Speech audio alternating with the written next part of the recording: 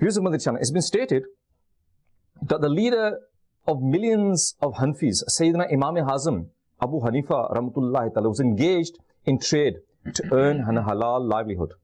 He was a prominent cloth trader, and he would follow Islamic principles strictly. He even as a trader would do good to Muslims and do them favors. Sayyidina Hafs bin Abdul Rahman Rahmatullahi Ta'ala has stated that Sayyidina Imam Hazm Abu Hanifa Rahmatullahi Ta'ala would do trade with me, and while sending me goods, he would say to me, "O Hafs, such and such a cloth has some defect in it, and mention it to the buyer when you sell it." And once Sayyidina Hafs Rahmatullahi Ta'ala sold the goods of the trade, but forgot to tell about the defect when selling it.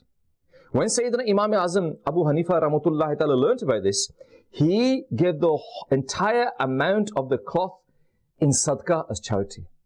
Allahu Akbar. And from this we can see, viewers of Madani Channel, that how careful and cautious Imam Azam Rahmatullahi Ta'ala was about earning a halal and livelihood and refraining from the most of haram and doubtful things. Undoubtedly, he knew that haram and doubtful things bring no blessings at all, whereas blessings lie in completely in halal and pure things. Perhaps for this reason, he did not like to keep the earnings from the sold cloth and donated all of them in the path of Allah Azza wa Jal. Viewers of Madani Channel, whenever we are selling anything, do we tell people the defects? Do we hide the defects?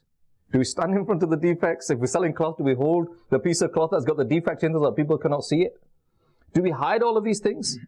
And then later on when the person finds out about it, because ultimately they will find out about it. If you're selling something and there's a defect in it, there's a defect in the cloth you're selling, a defect in the car that you're selling, a defect in anything that you are selling, and when they later find out about it, Allahu Akbar, what happens to your income then? That you have deceived someone and created that income? Allahu Akbar. Mentioning the excellence of halal income, Hujjatul Islam Sayyidina Imam Muhammad Ghazali Rahmatullahi Ta'ala said, he said that pious predecessors have said that when a Muslim eats the first morsel of halal food, his previous sins are forgiven. And the person who stands at a place of disgrace in search of halal sustenance, his sins fall like the leaves of a tree. We love Madani Channel. We love Madani Channel.